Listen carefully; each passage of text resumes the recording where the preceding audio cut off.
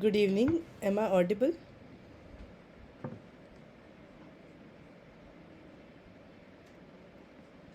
We will begin our next this week's oh, it's week 7, right? We will begin this week's session now.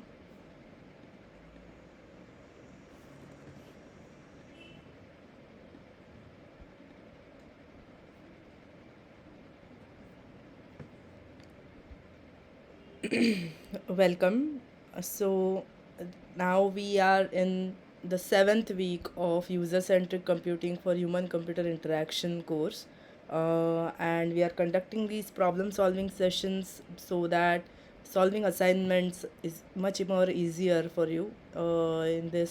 We in these sessions, what we do is we go over some of the material, revise the lecture content, and according to the topic we take up the old year's assignment questions. So it may be expected that these questions might be something that you might have in the coming in the current year. So that's why we are doing this revision. So we will begin now with the very first slide on the why we are doing this. We need to evaluate our system with users to get an idea on usability. Is it true or false?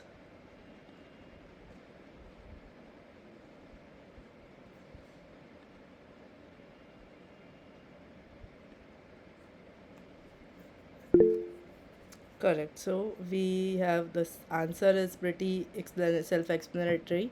We are doing this to evaluate our systems that we are designing and get the feedback on usability. So the content that we will do today basically focuses on research methods, mainly on empirical research method. And why we are going to go over it is because that same method is useful for conducting the user feedback sessions. What is the empirical research? When we perform a controlled experiment to collect and analyze data on user behavior, the entire process is known as empirical research. So right away we have this question now.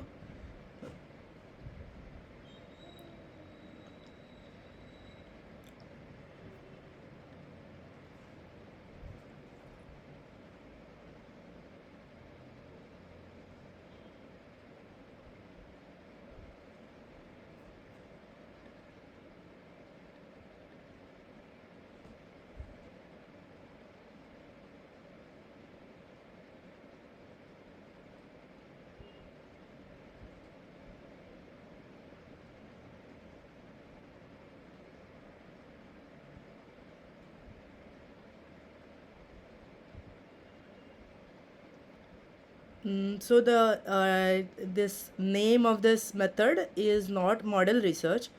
Basically, we are going to do something from the research methods, that is empirical research.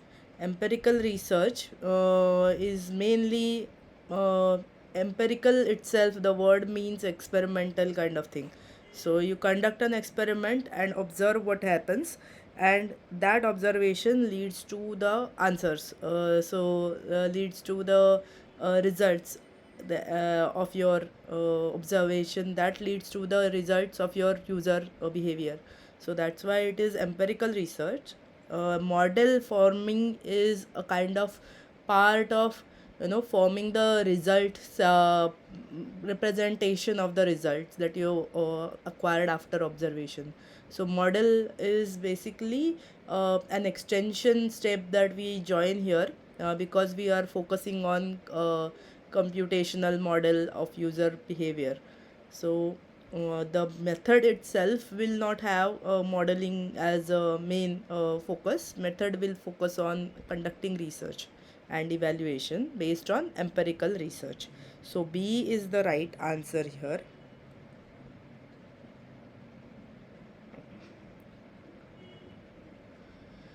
So, in the empirical research methods, there are 4 plus 1 stages. So, mainly these are the 4 stages that you can see in the top part of this line.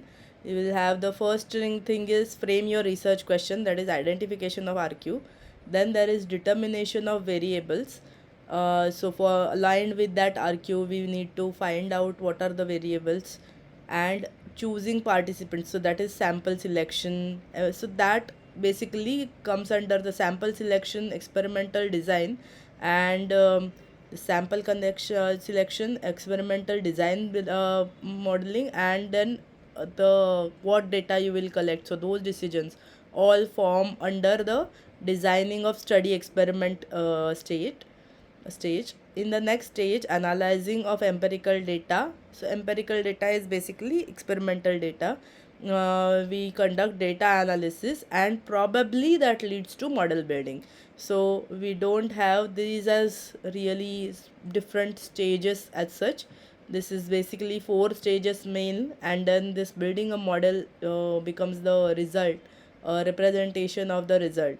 So that's why there are mainly 4 stages in this empirical research method. So here the question is, as I answered, there are 4 stages. I'm just checking that whether there are any questions which we are collecting today, whether they are there in the current year or not. If they are not, we will take them up.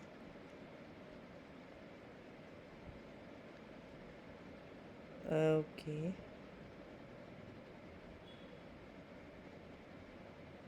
So great. So we don't have those same questions. Okay. Now activity. Here's an activity. We will conduct this activity for about 10 minutes. So in this activity, what we are supposed to do, you read the RQA and RQB examples given to you, and let me know what are your ideas, which one you will choose if you were to conduct a research, empirical research, to form a model. So now these are the two options. RQA has this question: how our aesthetic score in a scale of 1 to 10 depends on the number of objects, object type, and layout of the objects in an interface. And RQB is how our aesthetic judgment depends on the interface. So this is basically an example that has been covered within the week 7 content.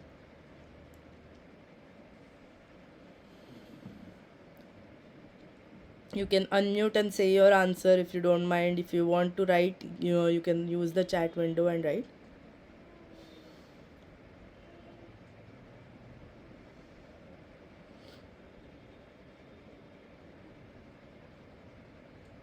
RQA will be a better option. Now answer the question why. It could be possible. It could be possible that RQB might be better for some reason.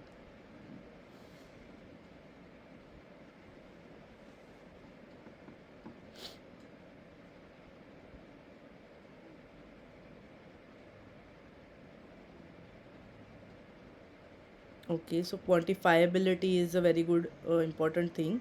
Basically, you want something to be measured. So because it gives a idea about a scale of 1 to 10, you can say that it is quantifiable. That is true. Any other reason?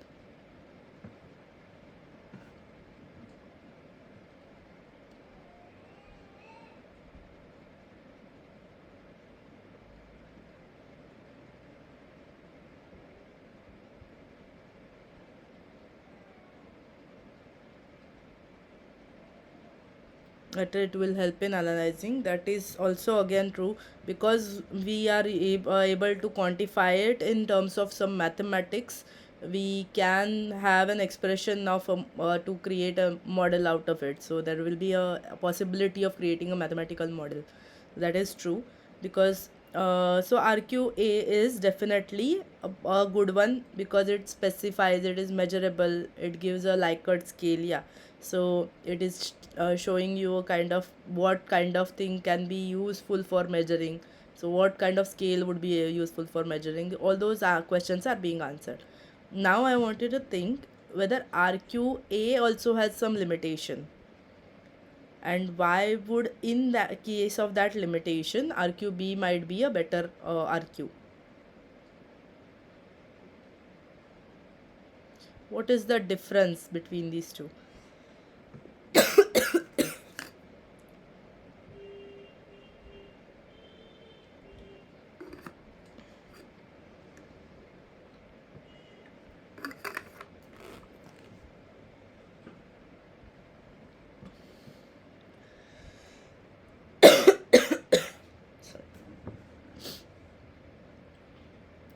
RQB is good for qualitative answer. Okay.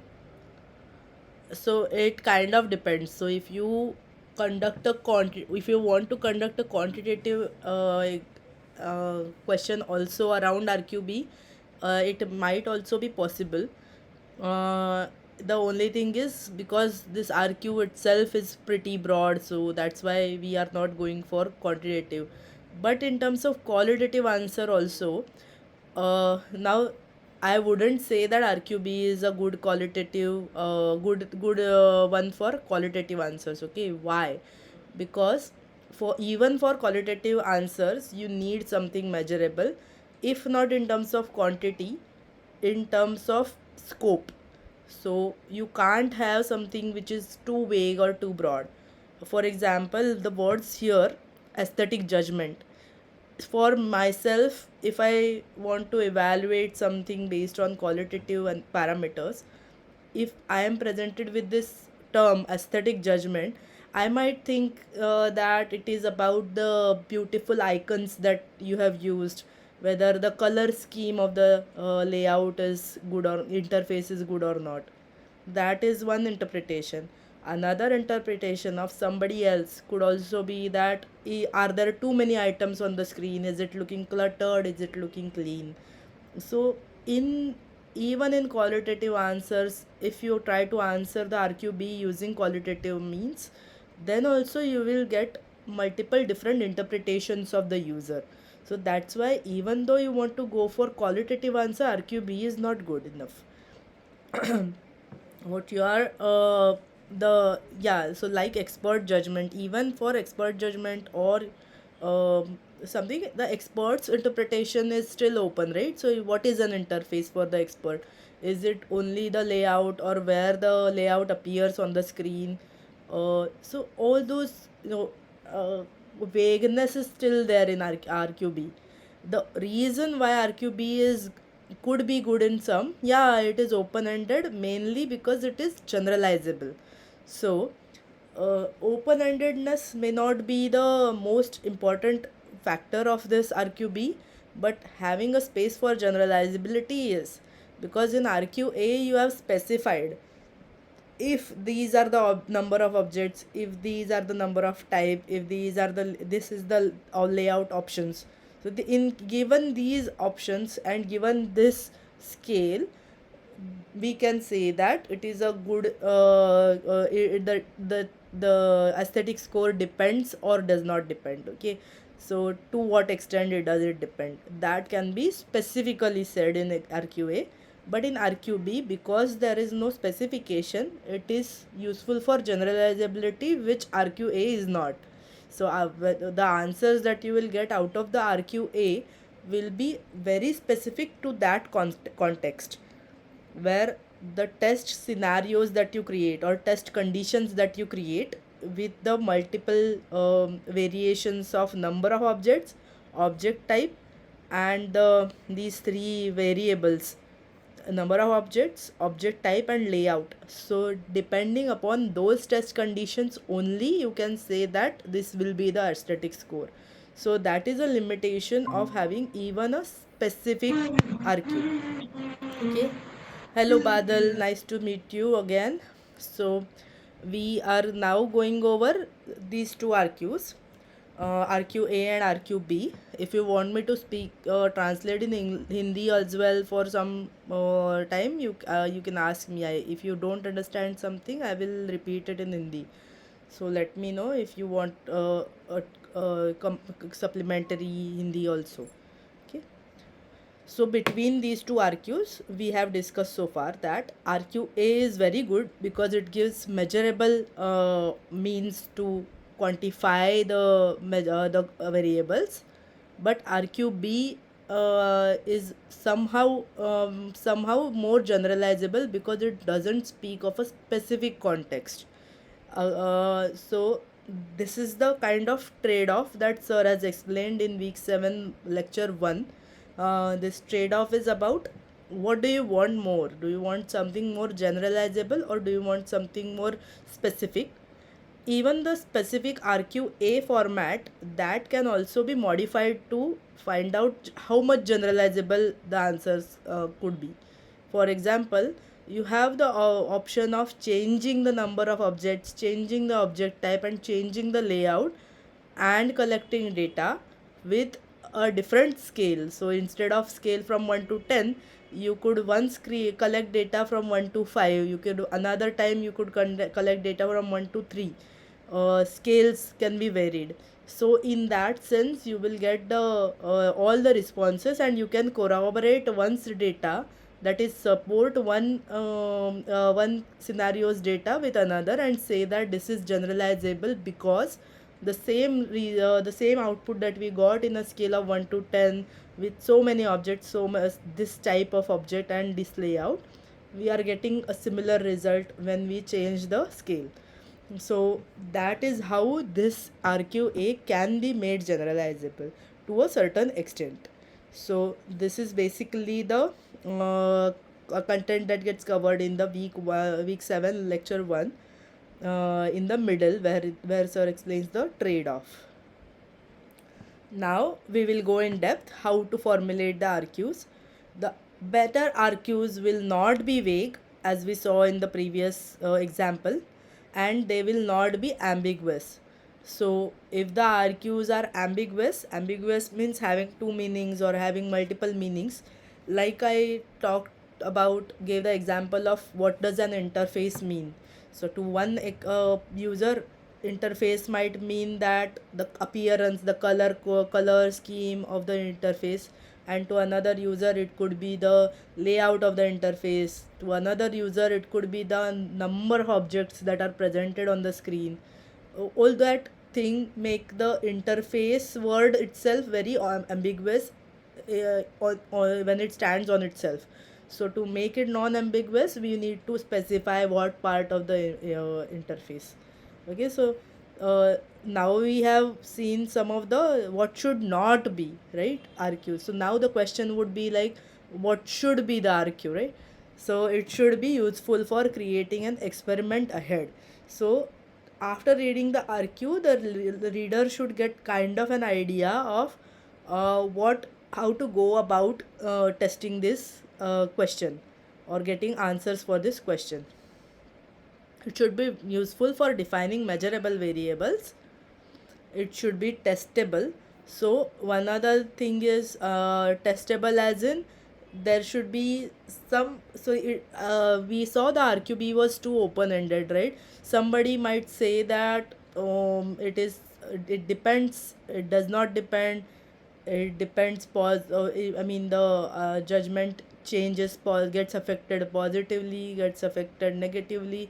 All those things can also be word the words that you use to answer that question do not lead to something that is testable, that is useful. So having a result that will be useful is essential. So that's why it is called as testable. The RQ should be testable. It should have internal validity and external validity. So internal validity is when the extent to which the observations made for a research question depends on the test condition, that is known as internal validity. That is, what are the test conditions in the previous example? Let's see. Yeah, so in this the test conditions are number of objects, number object type, and layout of the object. Now internal validity of this question relies on this number of objects, object type, and layout. If there was some other factor altogether, like for example the color of the object, the color of the object is something that they have not considered in this question, right? So if that was going to affect the aesthetic judgment also, it was, if it was possible, then that is not measured in this question. So that is a threat to the question's internal validity. So internal validity means that what are the parameters that you are that you are considering for the for forming your test conditions. Are those variables correct or accurate? They unambiguous? So that is one important thing. So internal validity is depending on the test condition, and then the external validity, which is an extent to which we can generalize the conclusions drawn from the observation. So conclusions are drawn from the observation, that is result. So whether the result had some external validity apart from your test conditions. For example, say some user interface is designed for an expert user, and some interfaces are more attractive for a novice user, because there are so many prompts provided and there is every information is there. So when there is a lot of information provided and a lot of tutorials provided to conduct each step, a novice might say that it is very useful, whereas the expert might say, I have to go through all this, I have to click next all the time, so this is very cumbersome for me. So that is how an expert versus novice, or even in terms of gender, some male and female may have perception that is different about some layout, right?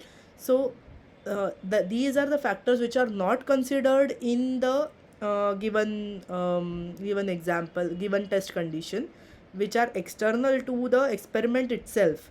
So they don't want to actually observe what is the aesthetic appeal for the expert and novice. The researcher does not want to, researcher as in the software developer, they don't want to observe whether expert and novices have perceived this aesthetic judgment differently or not. But it still happens because the user may have these qualities, right? It may be a part of the user's personality, it may be a part of user's demographic, where they are coming from, whether they are from some socio-economical background. So all these external factors which the person conducting this experiment has not considered, will come under the external validity threats. So when we say that an experiment is generalizable, we have to explain what are the conditions for that generalizability. But the ideal research question will consider the internal validity and external validity threats, so that on itself the RQ stands all right. Suppose now it's a bigger question, so I'll give some time to read and share your answers.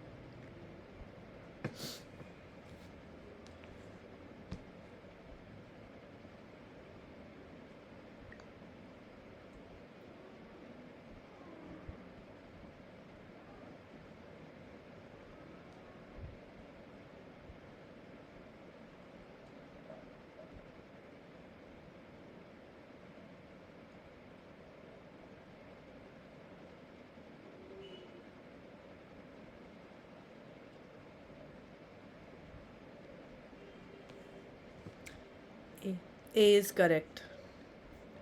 RQ3 is testable, RQ1 as non-testable.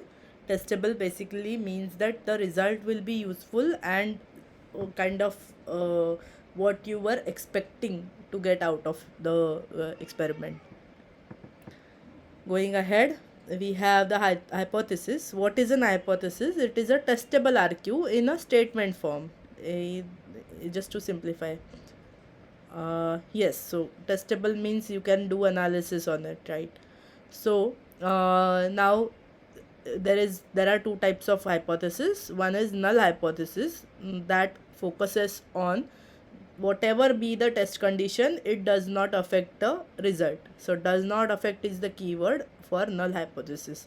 However, there is an alternative hypothesis. When the null hypothesis is proven wrong or proven refuted, or you refuse the null hypothesis, at that time the alternative hypothesis stands correct. So it can be named as H1, it can be named as HA.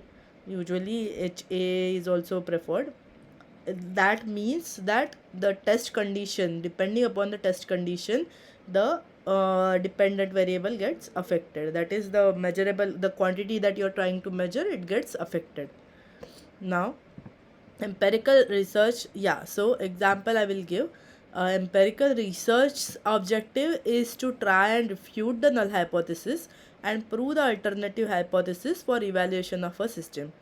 Now we go back to the previous example, okay, or we can stick to this. So here we see RQ3, which is testable. So we will take this example, how the aesthetic score depends on the number of objects in an interface has. That is the RQ. What is the hypothesis behind the person who is conducting this research?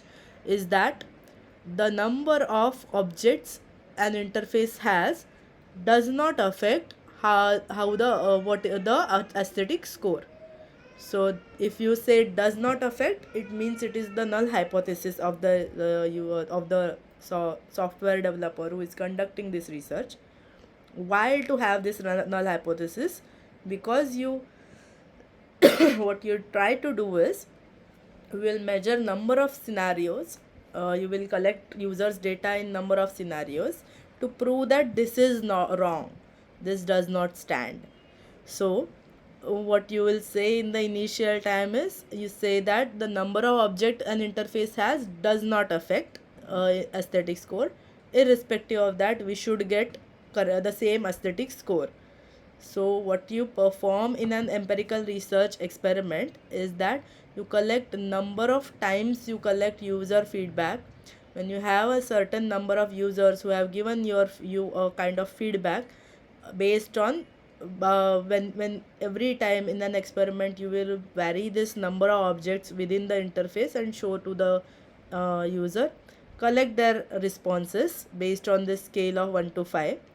Now you will compare whether all the users have given the same value when they were presented with less number of objects and with higher number of objects. So then when you can say that the users who have been given less number of objects, they gave the score which was say 5 or higher, and whereas the number of users who were given more number of objects, like 10 objects on the screen, they have given the aesthetic score of only 1 or 2, then at that time you are in a position to verify whether there is a relationship between these number of objects or not, so and the aesthetic score or not. So the null hypothesis will be that there is no relation, so the number of objects does not affect. But if your and the alternative hypothesis will be it does affect. So when you will find out that by varying the number of objects, the score received from the user is varying, at that time you can say that null hypothesis is refused, because the score is varying, and alternative hypothesis is accepted. Now important thing to remember here is, probably we have not considered covered that in the lecture also, that alternative hypothesis only tells us whether the value of the result variable that you are checking, that changes. it does not tell you whether it increases, decreases. Okay, so that is something that you need to remember. And then when you find out after your results that the value is the test conditions are affecting the resulting variable, then you will find out whether the effect is positive or negative based on the mean value. So we will go into depth with some example ahead also. So there is a question. Testable research question are more popularly known as dash in the domain of behavior research.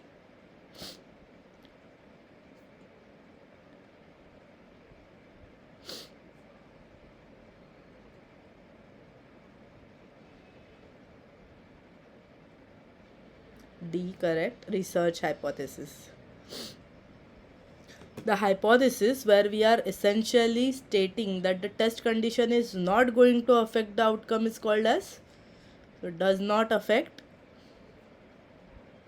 A correct. It's a null hypothesis. Now we go a deeper into determination of variables. We will go through an example. Maybe we will take some example relatable to you also in the once the basics are cleared. So determining how to determine these variables. The characteristics of these variables are they should provide clarity in definitions and scope of these variables. So variables can't be something as open-ended as interface. So you should have some definition associated with the interface. What do you mean by interface? So I will specify that I mean that I want to have some number of objects within the interface. I want to see a test condition will include the the layout of where the objects are lying. Say layout is vertical and horizontal are two options, so I will have that as my scope. So the another could be interpretation. So basically it reduces the number of interpretations of the variable. That should be clear, that should be definable, and that should be clear. It should be measurable. You can't have a something just as simply called as good or bad. So what do you mean by good, and how will you measure the goodness? That should be known. Excuse me.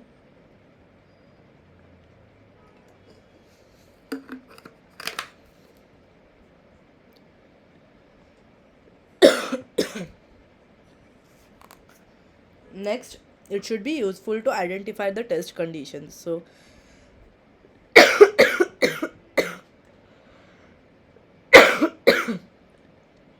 sorry. So the to identify test conditions, as in if I only say interface, I won't be able to identify what all I have to vary in the interface. So it should be written, the variable should be written in such a way that I can determine what are the test conditions. It could be you need to understand whether the variable is dependent or independent. So an example of this dependent variable is kind of user rating, that we saw the rating that the user has given 1 to 5. And or there are user ratings which are usually taken in terms of whether which one is better, which one is slightly less. So you kind of give the user, while giving the feedback you give the number, so it's first, second, third, in that way. Then there is independent factors and levels. So factors and levels, as in basically the independent variable is specifying the test condition. Okay, so the number of test conditions that will be there, these are the different variables which are independent of each other. Independent variables give you the factors and their values are the levels. So the factors affecting your test condition are the independent variables. The values of those factors that are there, multiple number of values will be there, so those are called as levels. Then there is control variables. So control variables are basically something that you have fixed for the experiment. So we gave some example previously, right? Expert versus novice, and then male versus female, poor versus rich. Those could be some variables which are the user's characteristics, which may not be of interest for you to measure while you are conducting the research. Okay, so social economical background or gender, these are some of the variables which you don't consider with while you are conducting the research, but these still may affect your research. So this still may affect the user's evaluation of your software. So what you do is you specify a control. So what you can do is, for the expert persons, for the expert users, these I'm conducting this research, so that control variable is my expert person. I that section is identified. So I will only collect data, collect input, or collect the feedback from the experts only, expert users only. So that is the way I will define the control variable. So for any research, while determining the variables, it is also important to determine the control variables. That is what nature of your factors is fixed. And the another one is something that is unaccounted for, confounding variable. For example, there is very famous confounding variable. When one user, same user, you are giving say an interface to them to evaluate first, and on the first interface there were only one or two objects, on the second interface there were five objects, on the third interface there were 10 objects. So while evaluating each interface, the same user has gained some experience, gained some practice. So this practice bias occurs in the mind of the user, because it is easier for them to evaluate the first time. Sorry, it was very cumbersome for them to evaluate all the questions that you have asked in the scale for the first time. While giving you the feedback, it is not on about the interface anymore, it is about giving the feedback. In the initial time, when the first option is presented, at that time they kind of have some mental model of that option. In the second time they will have another mental model, and the third time they will have another mental model. In each of these models there could be a user's bias. So that becomes a confounding variable, because they are more used to your scale, because they are more used to seeing the interface itself. They have acquired a practice bias, and that causes their answers to be somewhat their answers would be a little bit colluded or confounded. So these are the variables which are called as confounding variables, which we don't account. So now these all of these should be thought of. So basically you may not be able to guess all the confounding variables, but the control variables definitely you need to identify earlier. You need to think about address the confounding variables when you think about the limitations of your research. So I could do this, but I could not do this part. That should be at least identified for you. Now we talk about some of the types of variables. So some are nominal or categorical variables. Basically you have two categories or two or more categories. For example, female and male. So what do you do to quantify them is you consider female as one, or male as one, and then the other one becomes two. So you can represent the two categories in terms of numbers for mathematical modeling maybe, but you consider them one or two. Okay. And these are called as nominal variables. Then there is ordinal scale, where values are in order. So ordinal basically comes from that order word. So then order is represented, this is the first one, this is the second one, this is the third one. Usually when we rate some systems or some kind of like an AC unit that gets a rating of star rating of 3, star rating of 5, we kind of imagine that in terms of the which one is the better one. So that is how the it is order scale. Then interval scale is there, where just like a thermometer measurement, you have equally spaced values. So essentially, the equally spaced is the keyword for interval. So or even the ordinal scales can be represented in terms of interval if the uh, difference between the first, second, and third values were kind of in the same interval zone. So if they are defined in the same interval, you can use interval scale. Usually what we do is, it is very difficult to model something mathematically if we are calling that in ordinal scale, like first, second, third. So what we will do try to do is, we will find out what is the interval that was for the first rank, what is the interval for the second rank, interval for the third rank, and find out that whether we can have the equally spaced intervals for each, so that they can be converted to interval scale and a mathematical model can be fit. So for nominal scale, it is worst case scenario. You cannot fit a mathematical model just like that. So basically, because you can't say that female would be value 1 and male will be value 2, so you can find out an equation for 1 and 2, right? So that is why it is difficult for mathematically modeling for nominal scale. But for ordinal scale, it is possible. For interval scale, it is definitely possible. Similarly, for ratio scale, where you have ratio of two values, for example, in the terms of typing example, we were writing about words per second or words per minute.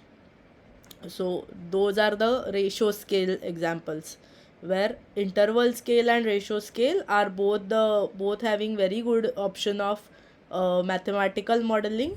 Nominal scale category has very limited use in terms of mathematical modeling, but ordinal scale you can convert to interval scale very easily if you have the rank specified by equal intervals. Okay.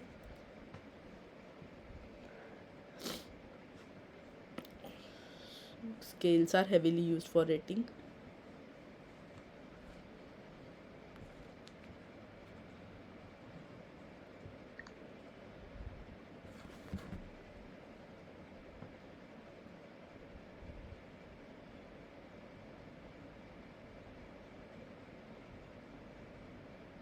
B. Correct.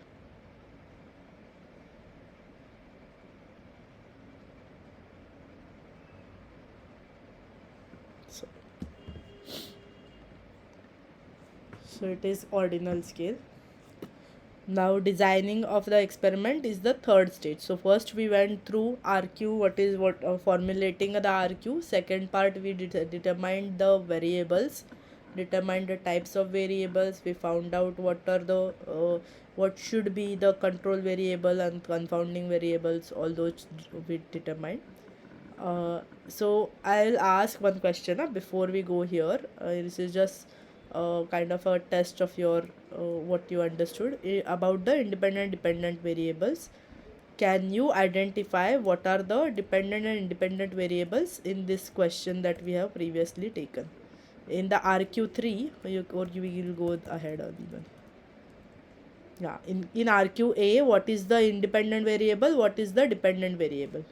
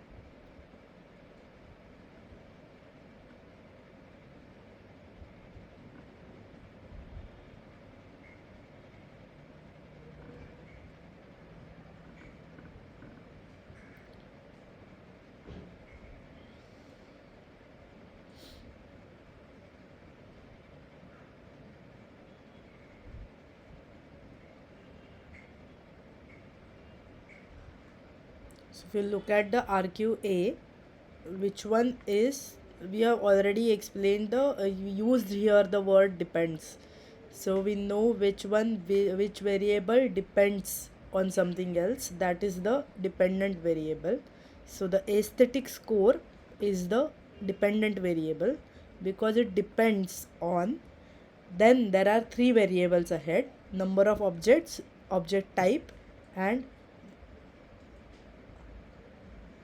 right, x-axis and y-axis, that is true.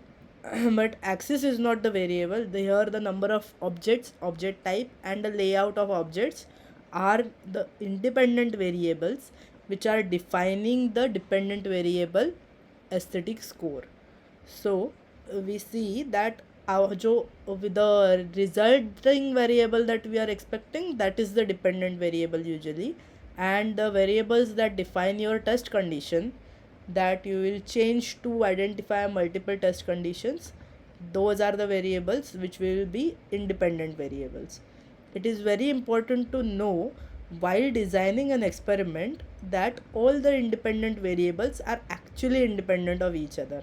For example, there could be two independent variables, okay, that there could be two test conditions, okay. One could be the users,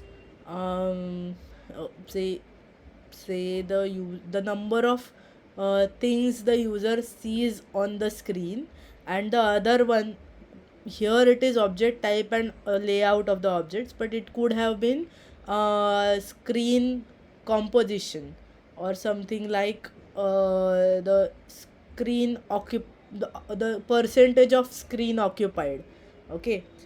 Now if you consider these two variables, I will also list them down here in the chat window: number of objects on the screen, this is the first variable. The second variable that I'm explaining is the percentage of screen occupied by objects. Say instead of the given three test conditions, these three test conditions, if the two conditions given were this, then you need to remember that these variables should be independent and each should also be independent of one another. But if we go, number of objects on the screen is independent variable, but the percentage of screen occupied by the objects may not be independent because it will change based on the number of objects on the screen itself. So you see that these two are not independent of one another, so that is not a good test condition to have. So this is essential that the test condition defining variables, they need to be independent. The variable that you need to, either they need to be independent or you need to know what is the relationship between them. Why are you conducting the research question or having the research question that involves both of them? So that should be clear to you and that should be justifiable. Okay, so now we will move on to the point where we were. Okay, so we concluded with this. We went through this example question. Now we are lower for designing the experiment. Okay. So while designing the experiment, you first go through your sample selection process. What are the types of user that you want? So their expertise, then their user profile will also include like what is the demographic of this user. Are they young age people, or are they old age people, or they are adults between a certain age group, or they are students between certain age group. All those things will be the coming under the user profile, which you need to specify and determine. Then you also need to know whether the sample is homogeneous or heterogeneous, that is whether these are mixed samples, like there will be, what will be the ratio of male to female sample users, or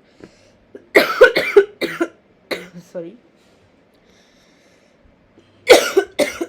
sorry if your software is suppose something like a communication application that is going to be used by anybody, then you need to identify whether that the number of users that you have selected represent anybody as a whole or not, or they are specifically representing a part of the entire group that you want to a part of the population. So basically, sample, why do we collect sample is because hundreds and thousands and lakhs of people are going to be our population that will use our software, but we can't go on collecting feedback from hundreds and thousands and lakhs of people. That's why we will choose a very small sample. So that sample has to represent those population that is in thousands and lakhs. So that's why it should be a good representative of your sample. So that's why we need to model the user profile. There you need to find out if there are any control variables. If the control variables are there, you will have an issue that the results that you get are not generalizable. So if you have only collected data from male participants, male users, then you have to specify that these results are specifically for male participants or male users. So that is not generalizable, because if your sample contained both the genders, then you could say that it is more generalizable. Now the number, what should be the ideal number of participants in our study?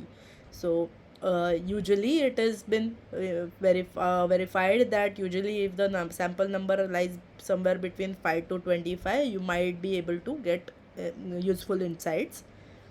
For a more reliable one, you need to have 12 to 25, because 5 might not give reliable results. Reliable as in you collect results from collect feedback from 5 users. Reliable would mean that any 5 users which you have collected user or data from will give a kind of representative or representation of any other 5 users also. So that usually does not happen for very small number like 5 6 to people. So for that to happen, you can take above 12 to people. About 25 you don't require usually. About 25, or actually it is in 30s. So about 30 people, you do not need to collect much more data, because the data kind of, the sample mean kind of reliably, the sample mean as in the mean of the values that they assign to your dependent variable usually lies in the same zone as the 25 participants. So any group of 25 people selected out of 1000 or lakhs of people will be able to represent the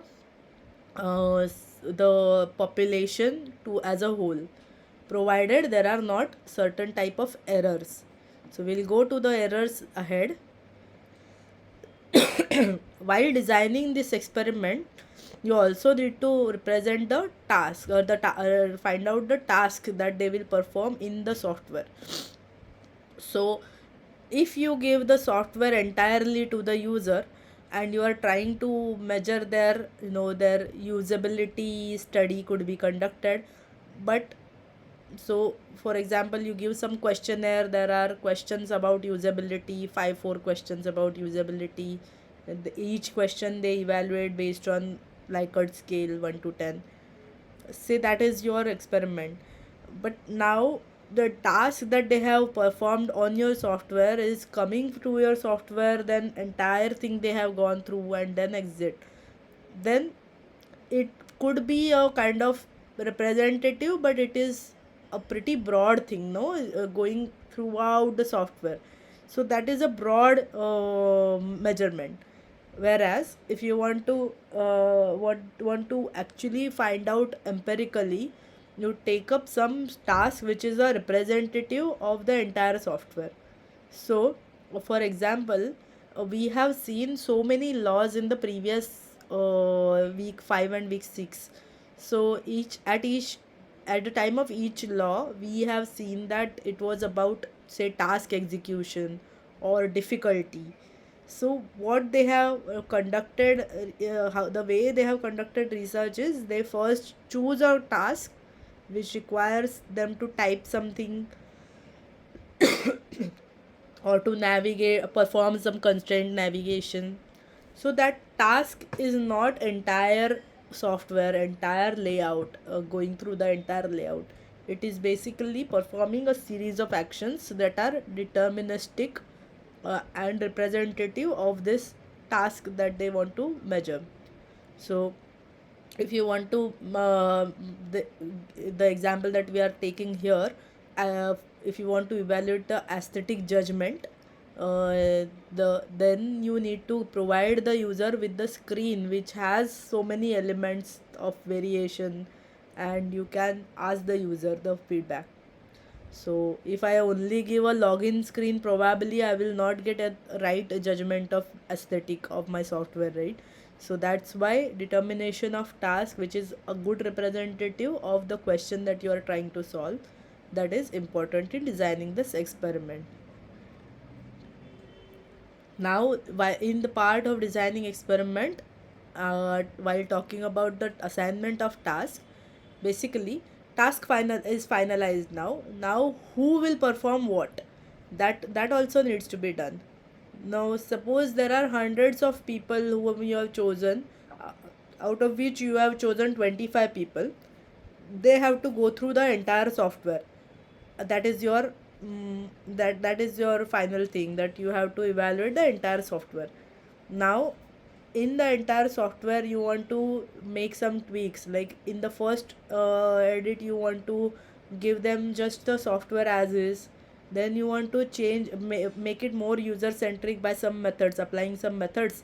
You tried to make it more user centric by applying, say, design rules, and then you applied Fitts law, all those laws that are well known. You have applied that knowledge and made your software more user centric. Now you want to evaluate how the feedback of the user has improved after making so many changes. So if that is the question for you, now since you are making the users, 25 users, go through the entire software, again doing the give the feedback of the software, then again go through the entirely new software, that becomes cumbersome for the users, especially if there are 2 3 versions that you want them to evaluate, right? So in that case, where you want to reduce the task of the user and you want to have multiple options being evaluated at the same time, in such a case there are two methods. One is you do the within subject repeated measure, that is each participant will perform all the tasks, so that is where it is going to be cumbersome for all. So each participant goes through the entire software, they give feedback, then they go through entire software version 1, they give feedback, then they go through entire software version 2, they give feedback. All those things they do, that is the within subject.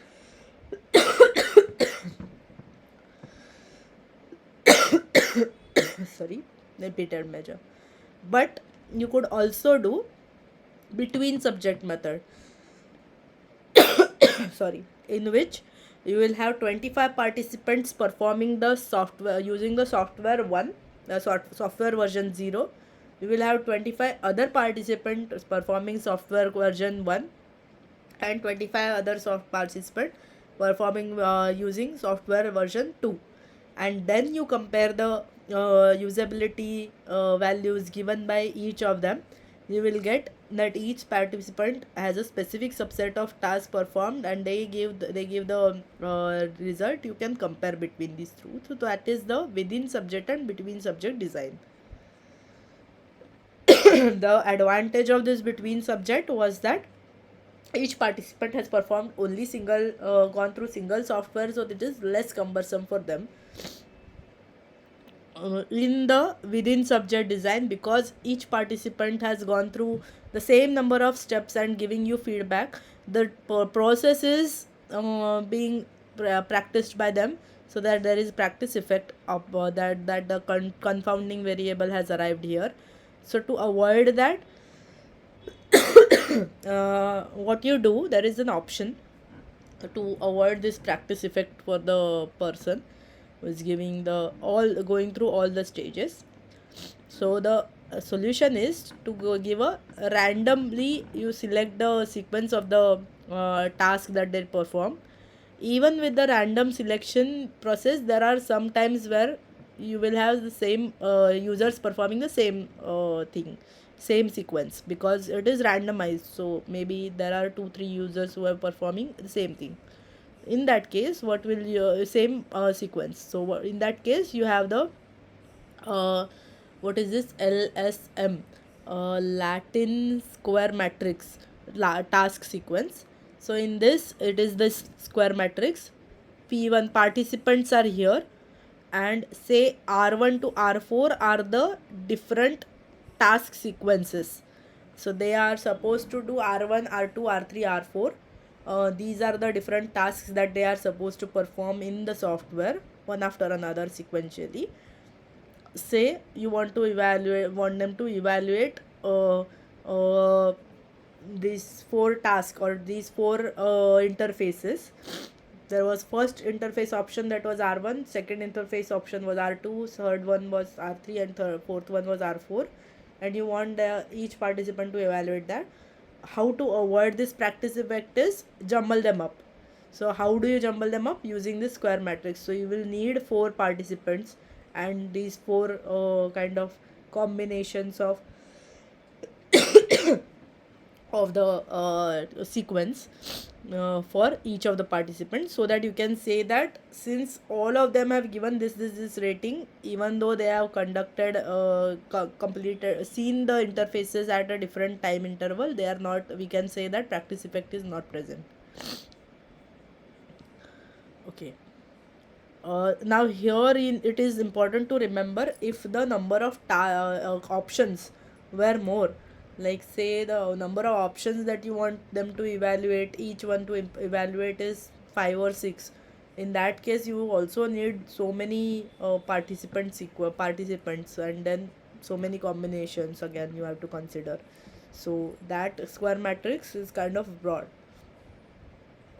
so that's why it is more cumbersome. And then for to evaluate 5 or 6 options per user, so the user gets tired also, even though they are not having this effect of practice, there is also this effect of giving out the same, filling out the same feedback, so that is kind of cumbersome for the user. So then eventually they already know, I have to tick, like they some of the users sometimes just give all good, all good, or all good, without even considering. So to avoid doing that, you could go for between subjects measurement.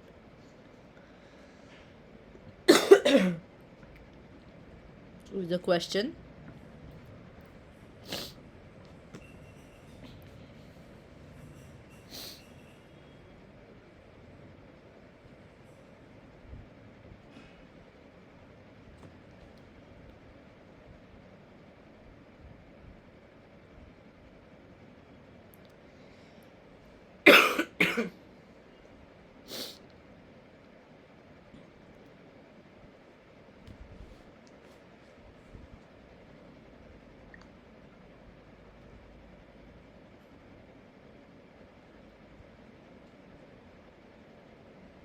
A is the correct answer. So now stage 4, we are at data analysis. we have to we have now thought about the sample and population. Now the data analysis is basically done to, so that we can use the answers of the sample, sorry, use the results of the sample to give answers about the population. So you need to remember that even though you are conducting this experiment only for 25 people, these 25 people are the representative. Yeah, okay, so yeah, I also prefer a 5 minutes break. I was thinking of the same thing.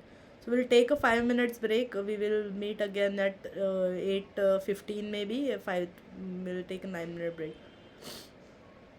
We'll meet at 8:15 again. We will reconvene and go ahead with data analysis. We will start from beginning. Yeah.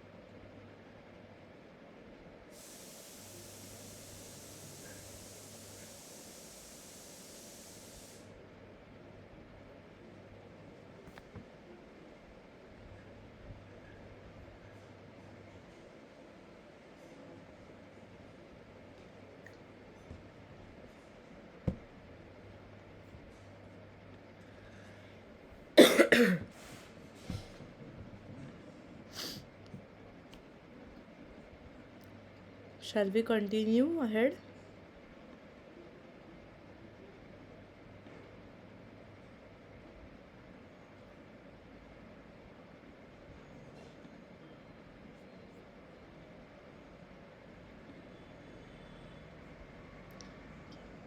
We were talking about the fourth stage, data analysis. Till now, we have covered three stages of empirical research method.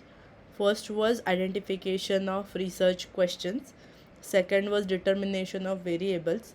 Third is designing the experiment. So even a part of this data analysis will also be a part of the designing the experiment also to some extent. For example, in designing the experiment stage, you also identify what will be the data you will collect. So what type of analysis are you going to do? So there could be qualitative analysis, there could be quantitative analysis.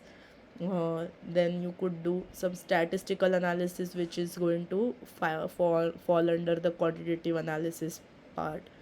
There could be your method could have mixed methods analysis, or so in the mixed method you will collect data of quantitative as well as qualitative nature. So data analysis is also kind of what data you will be collecting. That question comes under the previous stage itself. Here here we are talking about the actual data analysis. So assuming that you have done the data collection, you have performed the experiment, different users have given the feedback for your for the different interface layouts that you presented to them, and now you have the data from all the users. So that is the state at which we are. Now we are conducting the data analysis to get. So what we will get out of the data analysis? First we will get the our results about the hypothesis that we had made. So whether the null hypothesis can be accepted or it gets rejected. That is the first thing that we will obtain out of this data analysis. The second thing that we can obtain out of it is preparing a model of the users, so that in future when we are designing we can go by this model. So all the laws that we have seen in week 5 and 6, those are derived from this kind of data analysis of creating a mathematical model, formal model.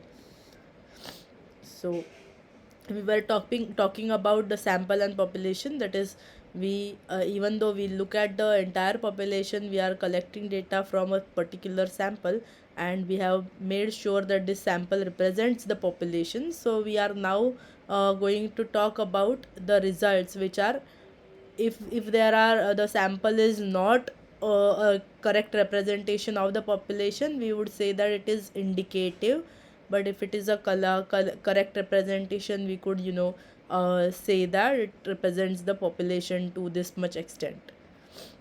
The way of using this collected data is having a descriptive statistics, explaining the descriptive statistics of the data.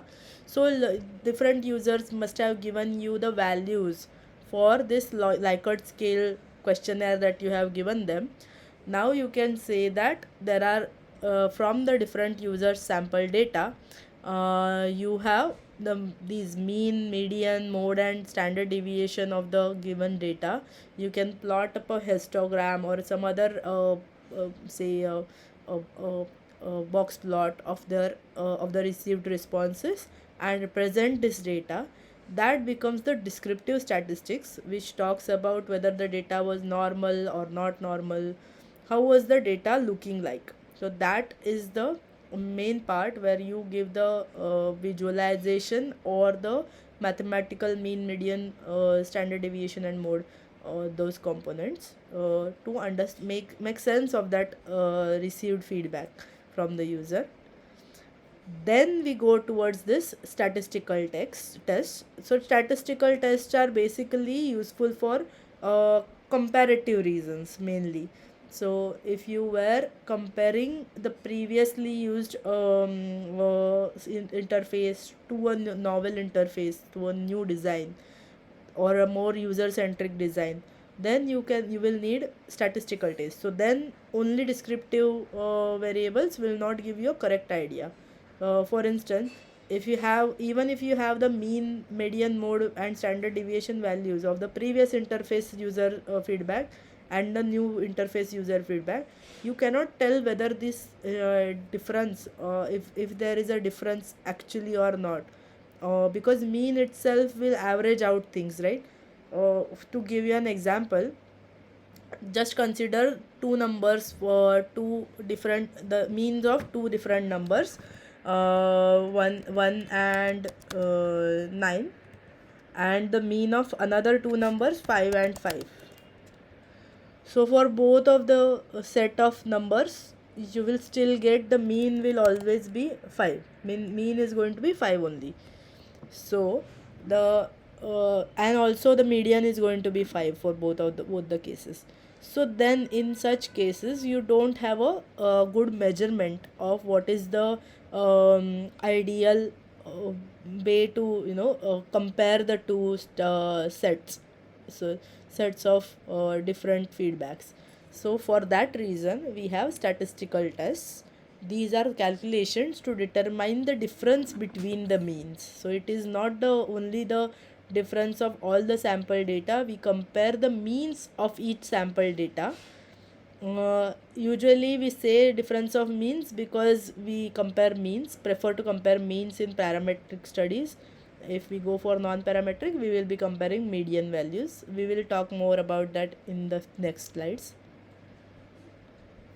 So statistical means tests are conducted. What we observe usually is, if it is a population, if a sample is a good representation of population, we assume that population will always have a normal distribution. So it is basically kind of like a Gaussian curve. Say this is the expected value of the mean of the different means. So now I have 100 users. I first time I conduct the experiment, collect values from 100 users, then I plot them. It won't look like this. The 100 users value will look like some form of histogram. Then in the second iteration, I collect the same values from different 100 users. I will get some value, some data about them that will have a different histogram. If I conduct this same experiment 100 times, then I have 100 into 100,000 number of values. If I take each time, if I take the mean of every single iteration of user feedback collection, the plotted graph will look like a Gaussian curve or a normal curve. So this is called as a normal curve, which represents mean of these 100 experiments plotted. So in the x-axis you have the different nth experiment. It is not necessary that the 0th experiment will have the mean lowest and then middle one will have the highest mean. That is not necessary. You plot them as per the lower to higher mean value. So that is actually the frequency distribution of the means. So how much frequently you received the mean, this central value will be the highest. So it has been found that the central mean value becomes the kind of the comparing measure, main measure of comparison. What you do is you have map the standard deviation, one standard deviation here and there, or two standard deviation here and there. That is up to the user to determine. And then you compare whether the mean plus standard deviation curves are yes, x minus x, yeah. So that is what you try to understand, whether there is a comparison between the two. Are these two different curves or these are the same curves? That is the main question. If these are the same curve, that means the mean value does not have difference. So then h0, that is the hypothesis 0, is accepted. If they have significant difference between them, that means that so the statistical test will give us the result that the difference is significant, and that means that the means are different. again I will repeat this, that we don't know whether the means are higher or lower in this statistical test. We only know that they are different. So we have to measure whether they are higher or different based on the descriptive statistics. So descriptive statistics are not useless in that sense. They give us the idea which one is higher and which one is lower. Statistical tests are only useful for sharing that whether they are different or the same. Now we will talk about the activity. What do you mean by some event happening by chance? Think about this. And to think about this, we will use this activity. Go to a coin tosser activity. This is the link. I will paste this link.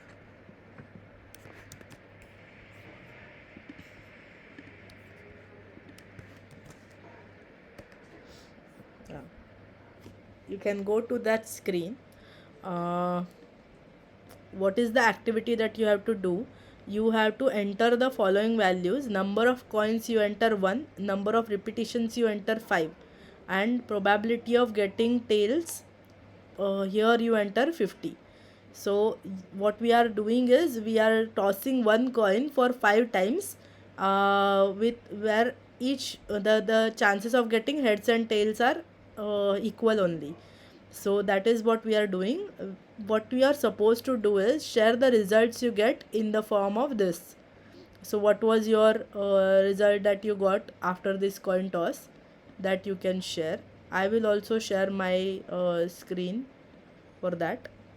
So I enter the number of coins is 1. I will enter this number of repetitions of 5 and this. Then I will click on toss.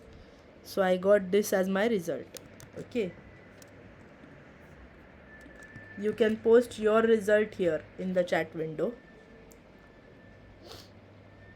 HHT. So you see that when I collected this data first time, I get one tail and 4H.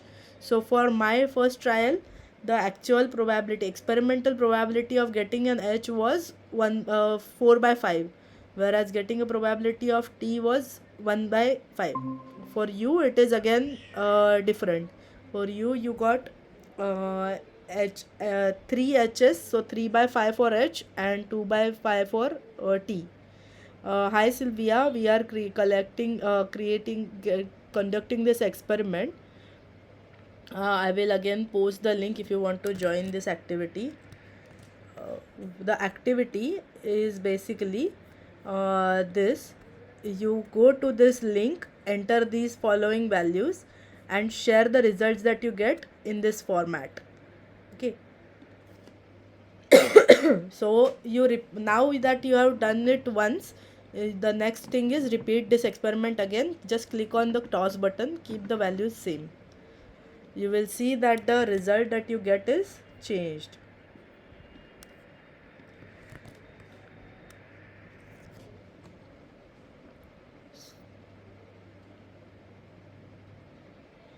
So you can post your result again.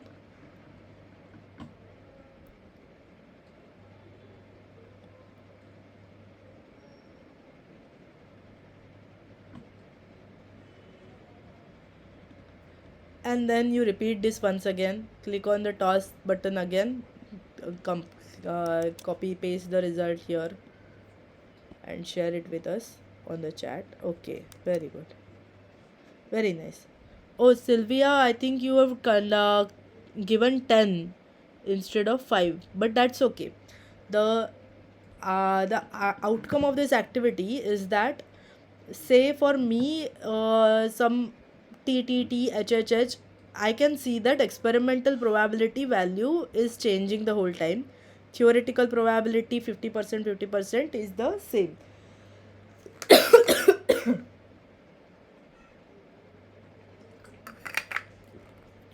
So at a critical limit, you will observe that experimental value and the theoretical value starts becoming the same, 50%, 50%.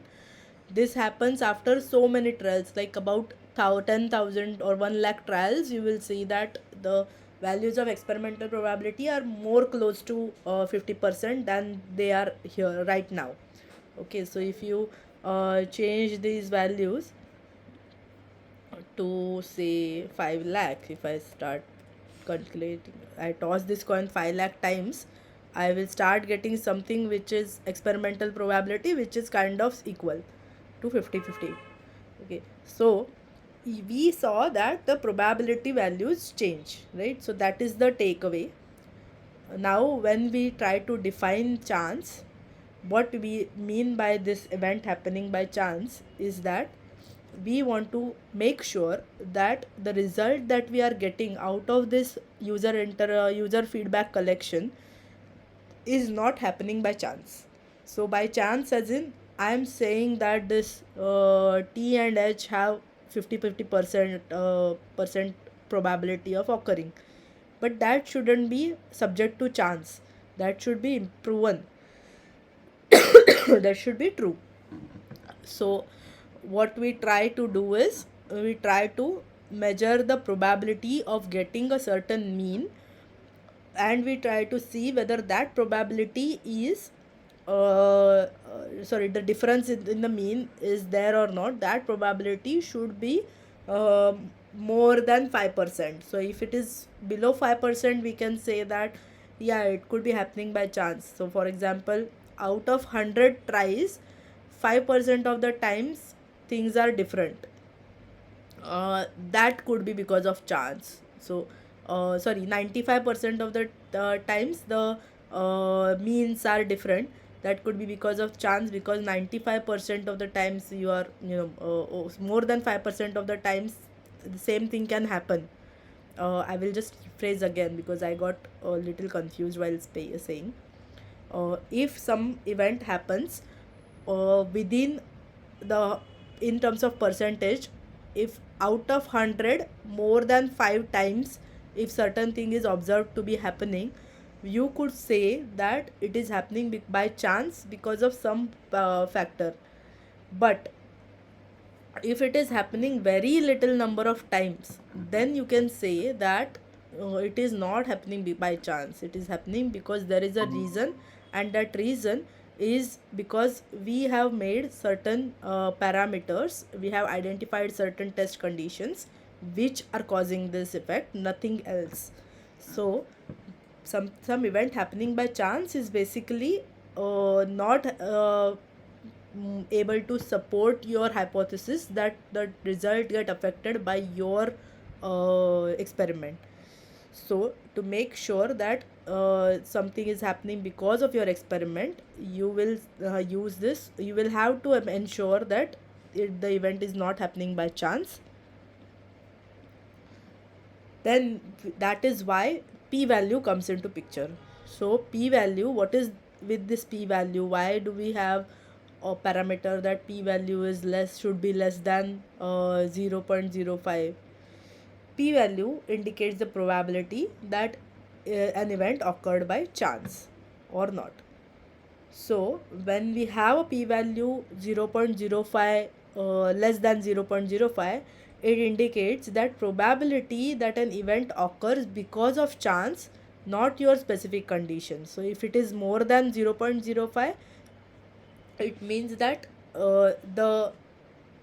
any user can get this outcome irrespective of whether your test conditions are there or not. So that is the uh, your test conditions were there as a byproduct.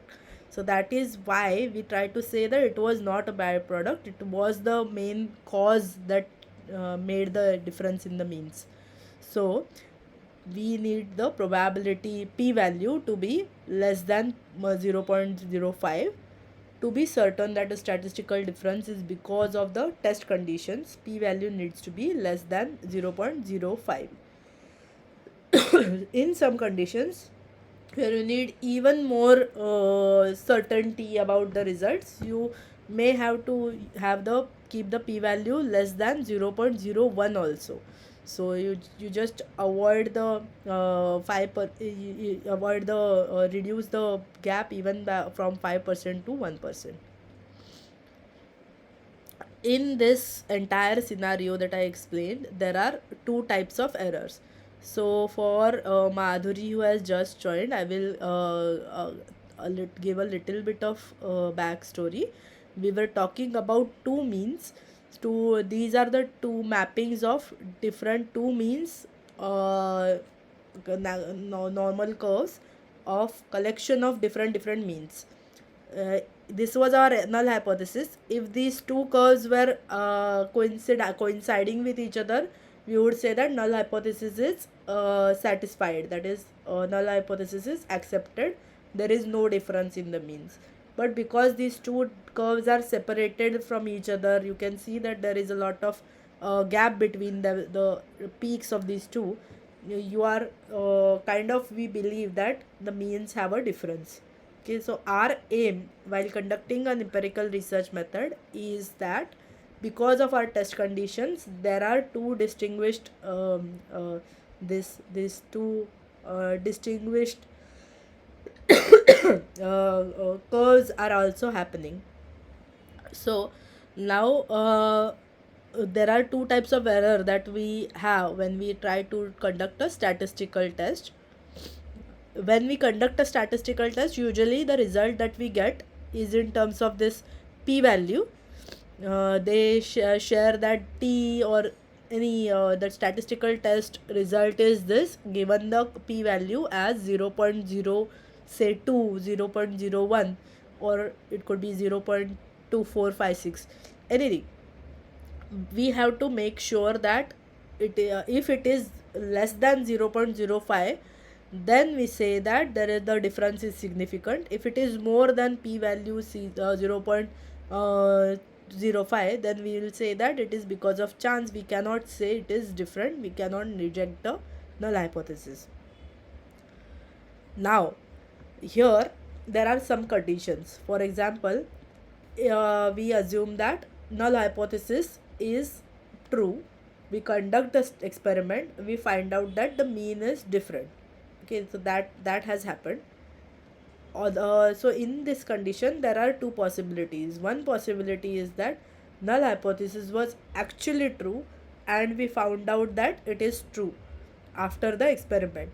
So that is one condition. In that condition, there is no error in our actual result.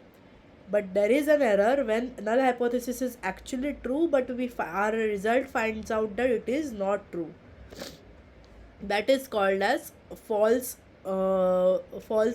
positive. False positive means you reject the null hypothesis while the null hypothesis was true. So that is known as type 1 error. Type 1 error is shown by this part of the curve. I believe that explanation of this entire curve would be a little bit longer thing, but the thing is, so this curve is hundreds of times you have conducted the same experiment, collected the data and mapped out all the frequencies of the means that you have received at each instance. So these values that are going inside this curve, standard deviation plus the mean plus standard deviation line of this curve, those values are going to be supposed to be after we observe these values, we observe that these are the part of the alternative hypothesis. These are the values which prove that it is having a difference of mean.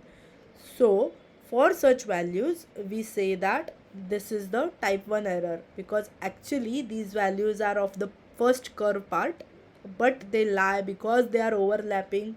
The curves are overlapping. There are certain values which will go into the alternative hypothesis curve, and that is why we say that this is type 1 error, where actually they are part of the null hypothesis. Null hypothesis was actually true, but we have given accepted these values under the alternative hypothesis. So we are saying that difference of mean does exist even for these values. This is type 1 error, that is false positives. In the second type, we have false negatives, that is the values that were actually part of our alternative hypothesis mean values, which actually are the part of this difference of mean curve. which should have given that these values are in the different zone than the null hypothesis value.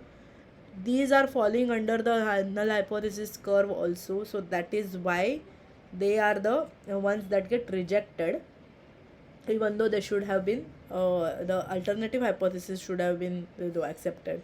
So these are known as false negative. We will go over this once more here. So null hypothesis is true, but we reject it. It is called as type 1 error. Type 1 error has false positives. The result shows significant difference, even though it happened because of chance. So H0 is refuted, HA is accepted, alternative hypothesis is accepted, but it is wrongly accepted. So in that case, it is type 1 error. To avoid type 1 error, what we try to do is choose p-value less than 0.01%. So in this curve, here whatever is marked over here, that is marked because it is 0.05%. So this is the 0.05% of the remaining p-values, okay, mean values, which occur because of 5% probability. Now when we do the reduce the p value to even 0.01%, then this line, that this vertical line is getting shifted over here. So the chances of this type error, so many values will be saved. So we will not reject the null hypothesis for so many values. So this vertical line will get shifted towards the right of part of the diagram. That is how we try to solve this issue, by choosing the p-value which is less than 0.01% instead of 0.055. Now there is type 2 error where null hypothesis is actually false. A should be accepted. It should be accepted that the difference between mean is significant, but we actually don't reject it. So in that case, it is giving us false negative. Result shows no significant difference, even though H0 was actually should have been rejected.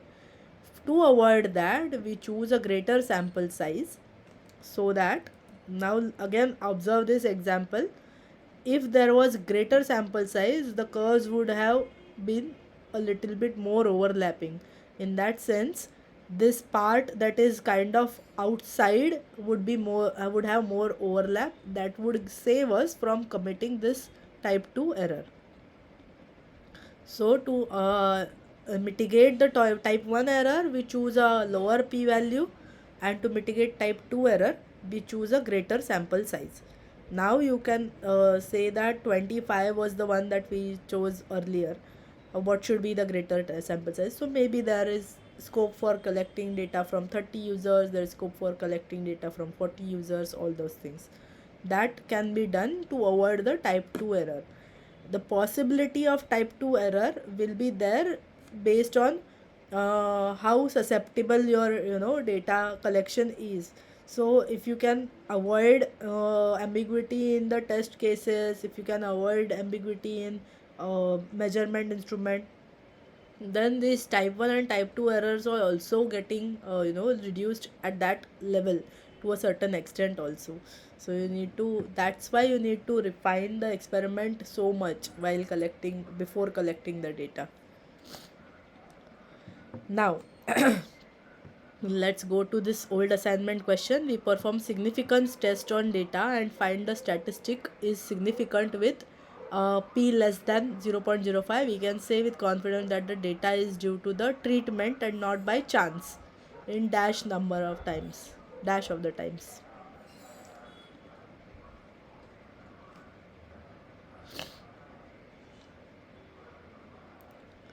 Basically it is the complement of 0.05. B 95% is the correct answer. So 0.05 p value means that 5% of the times it was happening by chance. So that's why 95% of the times we can say that it was not happening by chance but happening because of our treatment.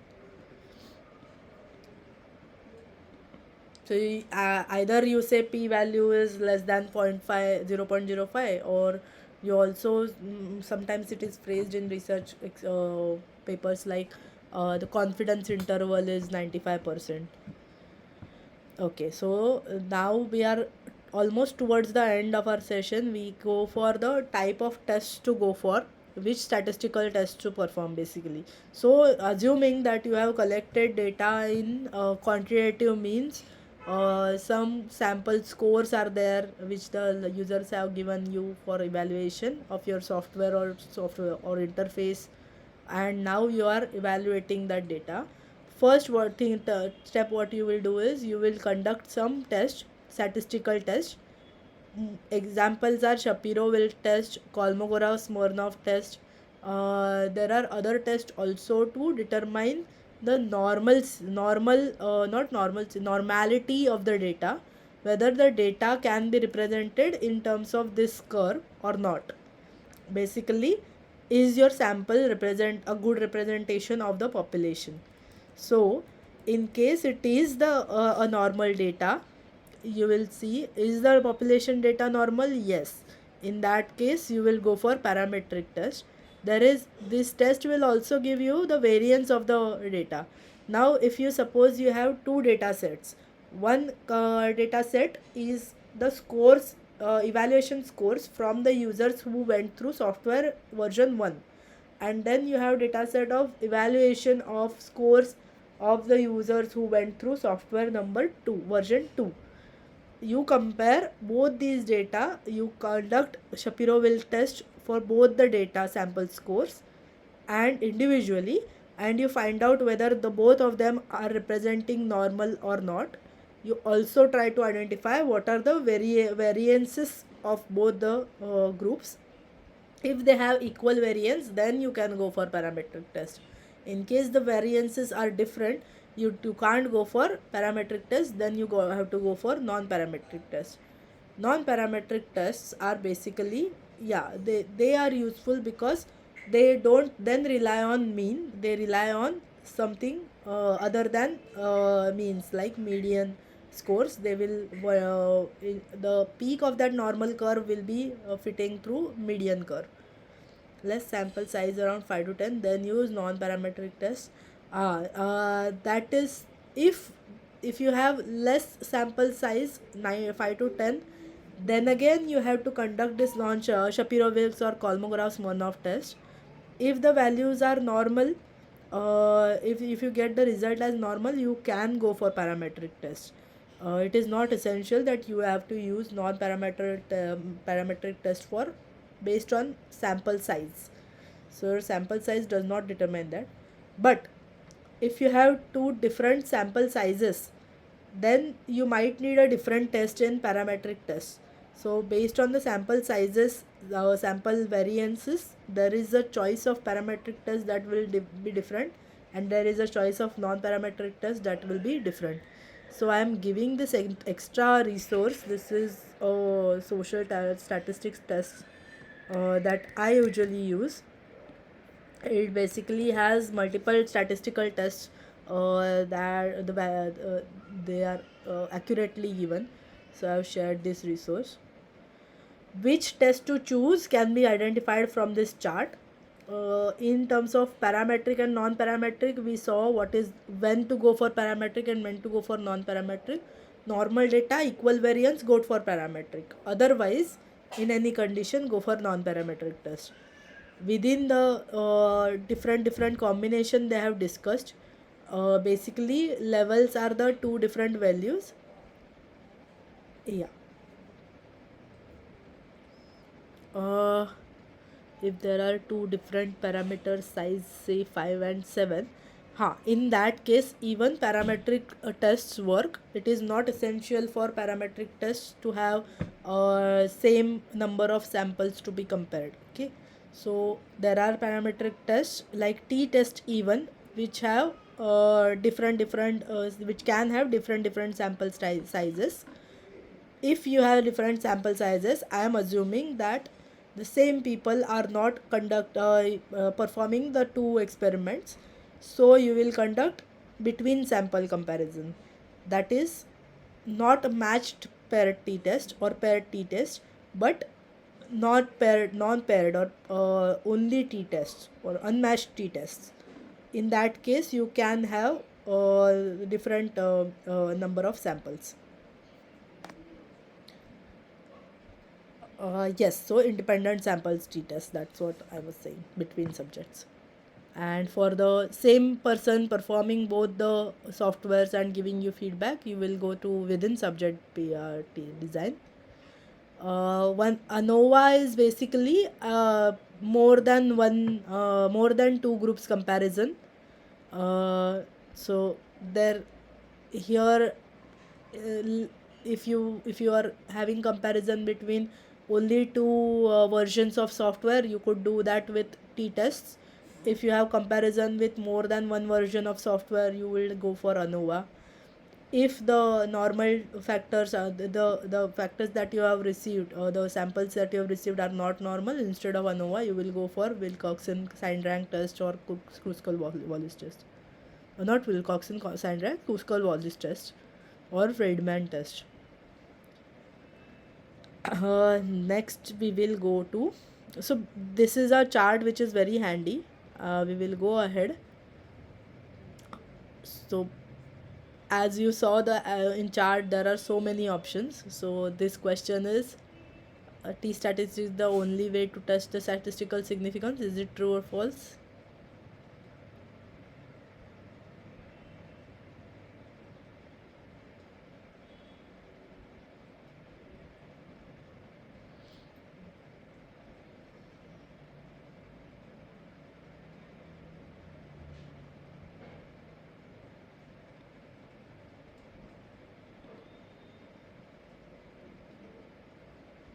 So it is not the only way.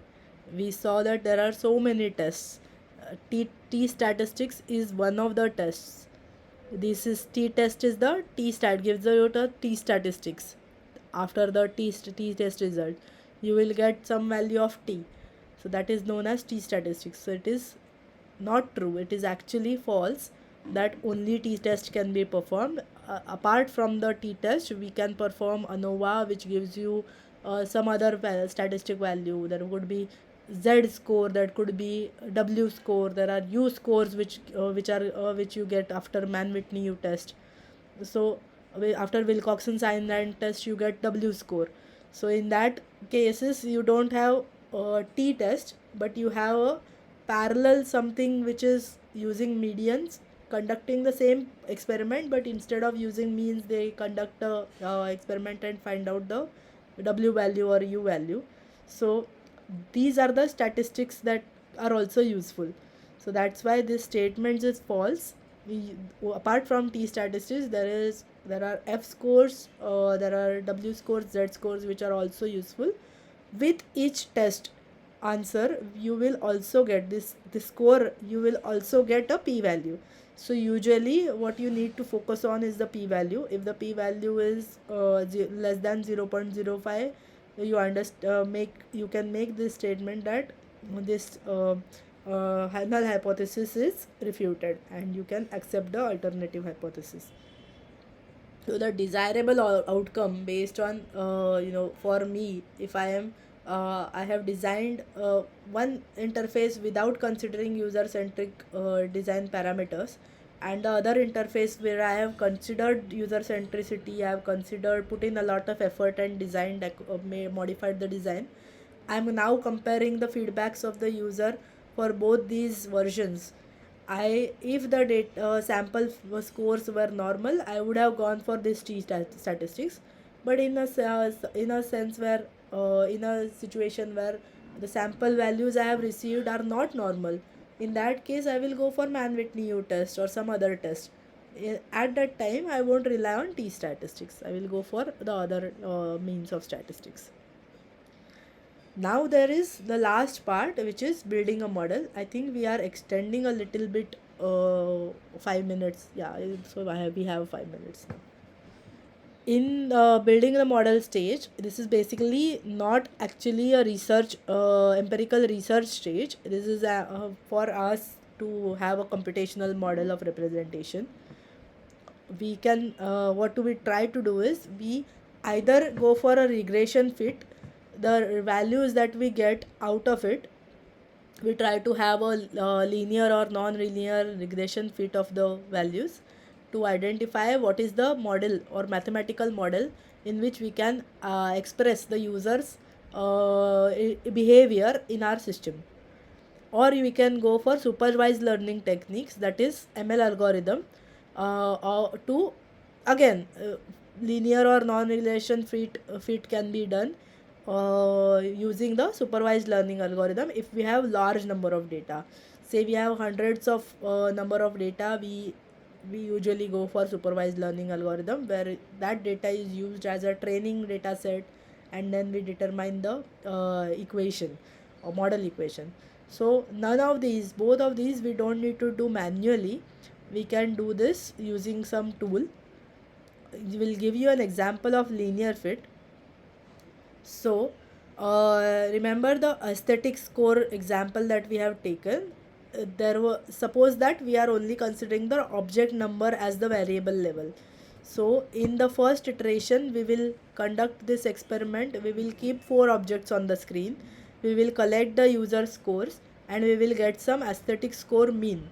So now here we have know the value of this mean of aesthetic score, we know the value of variable level, we don't know the value of M and C, which is used for purpose of the linear equation, how the linear equation looks like. Okay, so M and C are, C is the constant, M is the multiplication factor for this variable level. Basically M and C are there because we are trying to fit the given values, this value and this value that we already know in a line.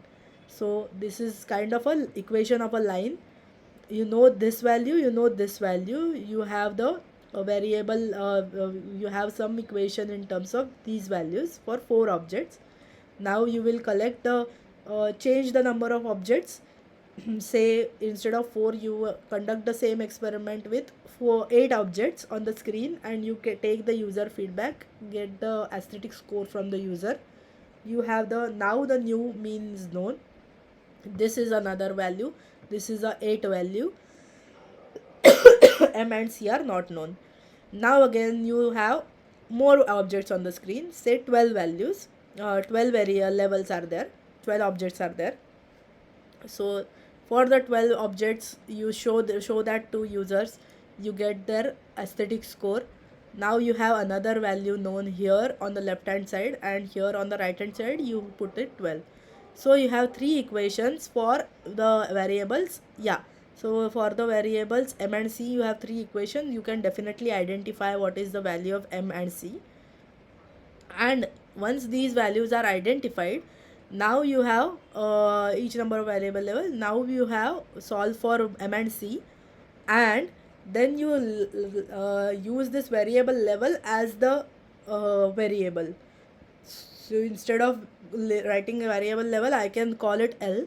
Now I have identified the M value, I will put that value, and I have identified the C value, I will put that value here, and I will get the aesthetic score value. Instead of writing this, I could write some variable AS. So I will get this equation, model equation, AS equal to the value of M into L plus value of C. So this is the way in which we model this experiment. M is the slope and C is the interceptor. Yes, we get those values.